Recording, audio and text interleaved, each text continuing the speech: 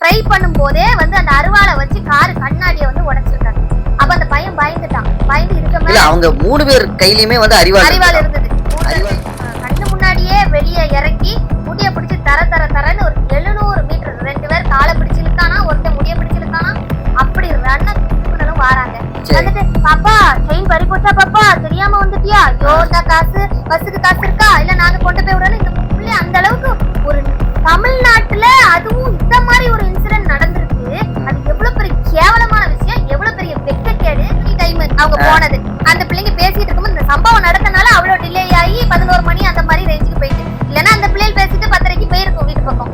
So இந்த மாதிரி ஒரு விஷயம் அங்கே சென்றால் அவளது தாய் வளர்ப்பு அப்படின்னா என்ன அர்த்தம் புரியல எனக்கு. இல்ல இவங்க பேசுறவனுங்க அவ்வளவு பேரும் 10 மணிக்கெல்லாம் வீட்டுக்குள்ள போய் தாழ்பாவை போட்டு பூட்டிடுவானுங்க. சும்மா எப்படி ஒருத்தன் போய் ஒரு பொண்ணு அப்ரோச் பண்ண முடியும். மேடம் நம்ம இன்னைக்கு எதை பத்தி பார்க்கலாம் அப்படின்னா, கோயம்புத்தூர்ல சமீபமா நடந்த பாலியல் வன்கொடுமையை பத்தி நம்ம ஆல்ரெடி பேசியிருக்கோம். இருந்தாலும் ஒரு முழு தகவலா இன்னைக்கு நீங்க சொல்லுங்க மேடம். ஃபர்ஸ்ட் ஆஃப் ஆல் அனைவருக்கும் வணக்கம். எல்லாரும் நம்மளோட சேனலை வந்து சப்ஸ்கிரைப் பண்ணிருக்கீங்க, ரொம்ப நன்றி. என்ன யாரெல்லாம் சப்ஸ்கிரைப் பண்ணாம பார்த்துட்டு இருக்கீங்களோ சப்ஸ்கிரைப் பண்ணிட்டு பாருங்க, ஓகேவா? ஸோ இப்போ நம்ம விஷயத்துக்கு போகலாம். நம்ம கோயம்புத்தூர் கூட்டு பாலியல் வன்முறை அந்த இது பாத்தீங்க அப்படின்னா, நம்ம ஏற்கனவே ஒரு வீடியோ சொல்லியிருந்தோம். அதாவது அந்த கயவர்களை வந்து பிடிக்கிற வரைக்கும் அந்த வீடியோ போட்டிருந்தோம். ஸோ இப்போ வந்து பிடிச்சிட்டாங்க. ஆக்சுவலா பாத்தீங்க அப்படின்னா ஒரு 3 பேரு, 3மே அன்மேரிட் பசங்க. இல்ல அதுல நீங்க சொன்ன மாதிரியே தான் ஆல்ரெடி வந்து இவங்களுக்கு வந்து குற்ற செயல்களில் ஈடுபட்டு இருப்பாங்க. சும்மாலாம் அறிவால் வச்சிருக்க மாட்டாங்க. எல்லாம் கரெக்டா நீங்க சொல்லியிருந்தீங்க. இவனுக்கு ஆல்ரெடி ஒரு ஹேபிச்சுவல் அஃபண்டர் அக்யூஸ்டா தான் இருப்பாங்க அப்படின்னு. அதே மாதிரி அவனுங்க மேல கொலை, கொள்ளை, கற்பழிப்பு எல்லா வழக்குகளும் அவனுங்க மேல நிலுவையில இருக்கு. அதான் ஆக்சுவலா சம்பவம் நடந்த அன்னைக்கு கூட பாத்தீங்கன்னா, ஆக்சுவலா இப்போ வந்து இவங்க வந்து வெயில்ல தான் வெளியே சுத்திட்டு இருக்காங்க. நிறைய கேஸ்ல உள்ள போனவங்க வெளியில வந்து இப்ப வந்து டெய்லி வந்து கையெழுத்து போட்டுட்டு இருக்காங்க 3 பேருமே. சோ அந்த ரெக்கார்டும் இருக்கு. இப்ப இதுல என்னன்னு பாத்தீங்க அப்படின்னா, அந்த சம்பவம் நடந்த அன்னைக்கு ஒரு 2 வீலரை திருடி கொண்டு வந்து அந்த பக்கமா வந்திருக்காங்க. அது மட்டும் இல்ல, எப்படின்னு பாத்தீங்கன்னா 10 மணியோட டாஸ்மார்க் எல்லாம் க்ளோஸ் பண்ணணும், அதுதான் ஒரு இது. ஆனா இது இல்லீகல் டாஸ்மார்க். 10 மணிக்கு மேலேயும் இந்த மாதிரி ஓபன் பண்ணி இந்த மாதிரி இல்லீகலா வித்துட்டு இருக்காங்க சாராயம். அதெல்லாம் வாங்கி எடுத்து குடிச்சிட்டு ஒரு 10:30க்கு அந்த வழியா வரும்போது ஒரு வெள்ளை கலர்ல ஒரு ஸ்விஃப்ட் காரு, அதுல வந்து ஒரு ஆணும் ஒரு பெண்ணும் இருந்து பேசிட்டு இருந்திருக்காங்க. இந்த வழியா வரும்போது இவங்க வந்து அந்த காரை பாத்துட்டாங்க. பாத்துட்டு இந்த என்ன காருக்குள்ள என்ன நடக்குது என்ன ஏதுன்னு சொல்லிட்டு போய் அது இவங்க வந்து ஒரு வழிப்பறி கும்பல். அப்போ அந்த வழிப்பறி கும்பல் கண்ணோட்டம் எப்படி இருக்கும், எந்த காரை பார்த்தாலும் உள்ள என்ன என்ன இருக்கும், ஏதாவது கிடைக்கும் நமக்கு, ஏதாவது பொருள், ஏதோ டிராவலர்ஸா யாருன்னு தெரியாது, யாருனாலும் அடிச்சு பிடிச்சி நம்ம பணமோ நகையோ வாங்கிடலான்னு ஒரு நோக்கத்துல வந்திருக்காங்க. அந்த இடத்துல ஒரு பையனும் ஒரு பொண்ணும் இருந்திருக்காங்க. சோ அப்ப இவங்க கண்ணோட்டம் வந்து மாறிட்டு அந்த பொண்ணை வந்து ஏற்கனவே போதையில இருந்திருக்காங்க. அதனால அந்த பொண்ணை வந்து எப்படியாவது ரேப் பண்ணணும்னு சொல்லிட்டு என்ன பண்ணிருக்காங்க, கார்ல வந்து கல்ல தூக்கி அந்த கார் கண்ணாடியில எரிஞ்சிருக்காங்க. டக்கு டக்கு டக்குன்னு எரிஞ்ச உடனே அந்த கார் உடனே அந்த பையன் அந்த காரை எடுத்துட்டு போகணும் அப்படிங்கிற ஒரு இதுல ட்ரை பண்ணும் போதே வந்து அந்த அருவாளை வச்சு காரு கண்ணாடியை வந்து உடைச்சிருக்காங்க. அப்ப அந்த பையன் பயந்துட்டான். பயந்து இதுக்கு மேல அவங்க 3 பேர் கையிலயுமே வந்து அரிவாள் இருந்தது. அப்படிங்கிற மாதிரி சொல்றாங்க. ஆமா, 3 பேர் கையிலயும் அருவாள் இருந்தது. அந்த கண்ணாடிய 3 பேர் அப்படி மாறி மாறி உடைச்ச உடனே இவங்க பயந்துட்டான். அந்த பையன் பயந்து அப்போ வந்து இன்னும் காரை நிறுத்தாம நம்ம இது பண்ணோம்னா கொன்றுவாங்க நம்மள அப்படின்னு சொல்லி பயந்து காரை விட்டு வெளியே வந்துட்டான். ஆமா, அந்த பைக்கையும் வந்து இந்த கார் முன்னாடியே தூக்கி போட்டுட்டானுங்களாம். அவன் வந்து அந்த காரை எடுக்க கூடாது அப்படிங்கிறதுக்காக. ஆமா, அவனை அந்த மாதிரி அந்த காரை எடுக்க விடாம பண்ணி ரவுண்டு கட்டி அந்த மாதிரி இது பண்ணிட்டு அதுக்கப்புறம் அந்த பையன் வந்து பயத்துல வெளியில வந்த உடனே என்ன பண்ணிருக்காங்கன்னா அருவாளை வச்சு சர மாதிரி அந்த பையனை தாக்கியிருக்காங்க. தலையில வெட்டு கையில கால்ல அப்படியே சர மாதிரி இது பண்ணிட்டு அந்த பையனுக்கு ஒரு 21 இடங்கள்ல வந்து பயங்கரமான காயமா. சோ இதுல வந்து அந்த பையன் பயந்து இது பண்ணும்போது அந்த பொண்ணு அந்த பையன் கண்ணு முன்னாடியே வெளியே இறக்கி முடிய பிடிச்சி தரன்னு ஒரு 700 மீட்டர் 2 பேர் காலை பிடிச்சு இழுக்கானா, ஒருத்தன் முடிய பிடிச்சு இழுக்கானா, அப்படி ரன்ன கொடூரமா அந்த பிள்ளைய கூட்டிட்டு போய் அந்த சைடு வச்சு ஒரு 11 மணிக்கா இந்த 10:30-11 மணில இருந்து விடிய காலையில 4 மணி வரை அந்த மாதிரி ஒரு சம்பவம் நடந்திருக்கு. இந்த பையன் பதறி அடிச்சு காவல்துறைக்கு எல்லாம் இன்ஃபார்ம் பண்ணிருக்கான். ஒரு 11:20க்கு காவல்துறைக்கு கால் போயிருக்கு. 11:35க்கு காவல்துறை அந்த இடத்துக்கு போயிட்டாங்களாம். இல்ல இதுல காவல்துறை வந்து எதுவுமே இது பண்றதுக்கு ஒண்ணுமே இல்ல. ஏன்னா அது வந்து அவங்களுக்கு வந்து இது வந்து கிரைம் அதிகமா நடக்கக்கூடிய ஏரியாஸும் கிடையாது. இதுதான் ஃபர்ஸ்டா வந்து இப்போ அவங்களே சொல்றாங்க, சமீப காலத்துல இதுதான் ஃபர்ஸ்டா வந்து கிரைம் வந்து நடந்திருக்கு அப்படிங்கிற மாதிரி கிரைம் ஜோன் அப்படிங்கிற மாதிரி சொல்றாங்க. ஏன்னா இந்த பேட்ரோல் வந்து அதிகப்படியா வரக்கூடிய ஏரியாக்கள் வந்து பாத்தீங்கன்னா கிரைம் ஜோன்ஸ் ஏரியா வந்து அவங்க வந்து செலக்ட் பண்ணியிருப்பாங்க. பர்டிகுலர் ஏரியாஸ் வந்து கிரைம் ஜோன்ஸ் ஏரியான்னு செலக்ட் பண்ணி அந்த ஏரியாஸ்ல மட்டும்தான் பேட்ரோல் வரும். ஏன்னா அதுலலாம் முன்னாடி கிரைம்ஸ் நடந்திருக்கும், இந்த ஏரியால பெருசா நடந்தது இல்ல அப்படிங்கிற மாதிரி சொல்றாங்க. ஆள் நடமாட்டமே இல்லாத இடம், ஒரு காடு மாதிரி இருக்கு. சோ அதுல வந்து ஆள் நடமாட்டமே இல்லாத பகுதிங்கும் போது அந்த அளவுக்கு அதுக்கு இப்போ ஃபார் எக்ஸாம்பிள் இப்போ நம்ம நைட் டிராவல் பண்றோம் வைக்கிறோம்னா ஆட்கள் எங்கெல்லாம் போகும் அங்கெல்லாம் ஒவ்வொரு பெட்ரோல் வண்டி நிக்கும், ஹைவேல எல்லாம் பாத்தீங்கன்னா இருக்கும். இது வந்து ஆள் நடமாட்டமே இல்லாத பகுதி, அது மட்டும் இல்ல கிரைம் ஹிஸ்டரி எதுவும் இல்ல அந்த அளவுக்கு. அப்படிங்கும் போது அந்த சைடு அவங்க வந்து கொஞ்சம் கான்சென்ட்ரேட் பண்ணல. சோ இப்போ இந்த டீம் வந்து இப்ப போய் தேடும் போது பயங்கரமா தேடி இருக்காங்க, எவ்வளவோ இது பண்ணிருக்காங்க. ஆனா ஒரு சத்தமும் இல்லையா, ஒரு இதுமே இல்லையா. கடைசியில 4 மணிக்கு தான் அந்த பிள்ளைய வந்து தேடி கண்டுபிடிக்க முடிஞ்சுதா. புதர்ல வந்து அன்கான்சியஸா இருந்தது, அதுவும் ஆடை இல்லாம இருந்தது. அவனு அப்ப இது முடிச்சுட்டு அந்த இடத்த விட்டு தப்பிச்சு போயிட்டாங்க அப்படிங்கிறாங்க. அதுக்கப்புறம் அந்த சிசிடிவி ஃபுட்டேஜ் எல்லாம் வச்சு எடுத்து கண்டுபிடிச்சதுல ஒரு 3 பேரு, அதுவும் அண்ணன் தம்பி. அது போக ஒருத்தன் வந்து சித்தி மகனா. அவங்களுக்கு 3 பேரும் கையில என்னெல்லாம் வேலை கிடைக்கும் அந்தந்த வேலைக்கு எல்லாம் போற ஆட்கள். கொத்த வேலை, சித்தாள் வேலை, அப்புறம் என்ன தற்குறிங்க அந்த வேலை தான் நம்ம பாக்குறோம். இந்த மாதிரி கஞ்சா அடிச்சுக்கிட்டு அங்க கையில கிடைக்கிற வேலைக்கு போயிட்டு அதை உட்கார்ந்து தண்ணி அடிக்கிறது, தம் அடிக்கிறது, கஞ்சா அடிக்கிறது, இதே வேலையா போச்சு. சோ இதுல 3 பேருமே கல்யாணம் ஆகாத ஆட்கள். அதுல பாத்தீங்க அப்படின்னா 3 பேர் மேலயும் குற்ற பின்னணிகள் இருக்கு, குற்ற வழக்குகள் இருக்கு. அதுக்கு வந்து கொலை வழக்கு இருக்கு, கொலை முயற்சி வழக்கு இருக்கு, கொள்ளை வழக்கு இருக்கு, கொள்ளை, கற்பழிப்பு, அது மட்டும் இல்ல இந்த சீட்டிங், தெஃப்ட் எல்லாமே எல்லா கேஸும் இருக்கு. சோ அதனால இவங்க வந்து அது வந்து ஒரு ஹேபிச்சுவல் அஃபெண்டர்ங்கறனால அவங்களுக்கு இந்த கற்பழிப்பு சம்பவம் வந்து பெருசா தெரியல.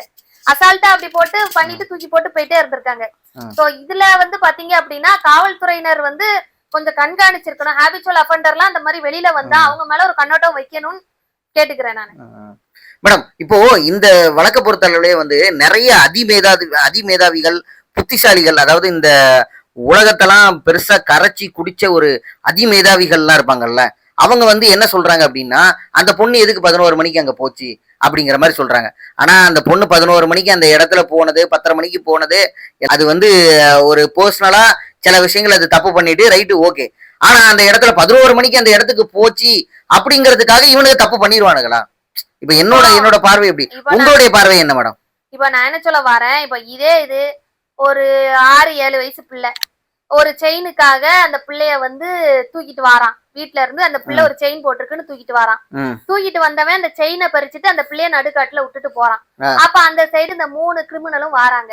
வந்துட்டு பாப்பா செயின் பறி போச்சா பாப்பா, தெரியாம வந்துட்டியா, ஐயோ இந்த காசு பஸ்ஸுக்கு காசு இருக்கா, இல்ல நாங்க கொண்டு போய் விடணும். இந்த 3 பேரும் பத்திரமா அந்த பிள்ளைய கொண்டு போய் வீட்டுல விடுவாங்களா? அப்போ அந்த பிள்ளைக்கு இந்த மாதிரி நடந்ததுன்னா நீங்க உங்க வாயை வச்சுட்டு எங்க போவீங்க? எல்லாரும் பேசுறாங்க. அப்பவும் இந்த ஆனா மூணா ஈனா கூனாலாம் வந்து என்ன சொல்லிருப்பாங்க தெரியுமா, அந்த பொண்ணு வேணும் தான் இந்த 3 பசங்க கூட போச்சு அப்படிமா. வேணும்னே 6 வயசுக்குள்ள 7 வயசுக்குள்ள நடுக்காட்டுக்குள்ள போய் நின்னுச்சா அப்படிதான் சொல்லுவானுங்க மேடம் இவனுங்க. இந்த சொல்ற ஆனா மூணா ஈனா கூனா தற்குறிகள்லாம் அப்படிதான் சொல்லுவாங்க. அதாவது அதுதான் நான் சொல்றேன். அதாவது இவன் வந்து பேசுற ஆட்கள்லாம் அதுதான் எனக்கு ஒரு கஷ்டமாயிட்டா. அந்த அளவுக்கு ஒரு ப்ரூட்டலா அட்டாக் பண்ணி ஒரு பிள்ளை அந்த அளவுக்கு ஒரு தமிழ்நாட்டுல அதுவும் இந்த மாதிரி ஒரு இன்சிடென்ட் நடந்திருக்கு. அது எவ்வளவு பெரிய கேவலமான விஷயம், எவ்வளவு பெரிய வெக்கக்கேடு. இப்படி ஒரு என்ன சொல்ல காட்டு மிராண்டித்தனமா ஒரு பிள்ளைய கற்பழிச்சிருக்காங்க. அதெல்லாம் பேசுறத விட்டுட்டு அந்த பிள்ளை எதுக்கு அங்க போச்சு, போய் என்ன நடந்திருக்கும் அங்க உள்ள பேசுற ஒரு நிறைய பேர் பேசுனதை நான் கேட்டேன். இப்போ மேடையிலேயே பேசுறாங்களே, அவங்க தாய் வளர்ப்பு சரியில்லை, 10:30 மணிக்கு உள்ள என்ன வேலை, எனக்கு அப்படியே வருது வாயில. நான் என்ன சொல்ல வரேன், சரி ஒரு சின்ன பிள்ளைங்க ஒரு காலேஜ் படிக்க பிள்ளைங்க ஏதோ ஃப்ரெண்ட்லியா அந்த பிள்ளைங்க நான் பேசிட்டு தான், காவல்துறை தகவல் கிடைச்ச வரைக்கும் அவங்க பேசிட்டு தான் இருந்தாங்கன்னு வருது நமக்கு. ஒரு 10:30 இவனுங்க எக்ஸ்ட்ரா பில்டப் எல்லாம் கொடுத்துட்டாங்க. இவனுக்கு பில்டப் ஆக்சுவலா 10:30 மணி டைம் அவங்க போனது.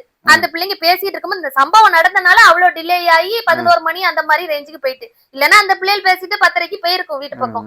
சோ இந்த மாதிரி ஒரு விஷயம் இந்த விஷயத்தை பொறுத்தளவுல அந்த பொண்ணு வந்து கவனக்குறைவா அந்த இடத்துக்கு போனது வச்சது எல்லாமே தப்புதான், ரைட்டு இல்ல நான் சொல்லல. அதுக்காக சரி போனது வச்சதுங்கிறதுக்காக உடனே இவனுக்கு பண்ணுனது சரியாயிருமா? இவனுக்கு சொல்றது அப்படிதான் கூட சொல்றானுங்க. சரி இப்போ நான் ஒரு விஷயம் கேக்குறேன். இப்போ நம்மளும் தான் நைட் டிராவல் எல்லா இடமும் பண்றோம்.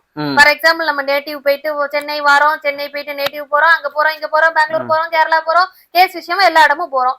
நம்ம வார இடத்துல எப்படியும் நம்ம வந்து ஒவ்வொரு இதுலயும் ஸ்ட்ரைட்டாவே அங்க ஏறின வண்டி இங்க இறங்க முடியாது. கண்டிப்பா நடுவுல ஏதாவது ஒரு ரெஸ்ட் ரூம், டோல்கேட்ல நிக்கிறோம். டோல்கேட்ல நிக்கிறோம். ஏதாவது அந்த டோல்கேட்ல நமக்கு தூக்கம் வந்தா டோல்கேட் முன்னாடியே போட்டு தூங்குறோம், இல்ல டீ குடிக்கிறோம் இறங்கி, அதெல்லாம் காட்டு பகுதி தான். அப்ப எவனாலும் வந்து என்னனாலும் பண்ணிருவீங்களா? கேட்டா மேடம் உங்களுக்கு கோர்ட் பகல்ல தானே, நைட்டு 11 மணிக்கு உங்களுக்கு என்ன வேலை அங்கன்னு கேப்பீங்களா நீங்க?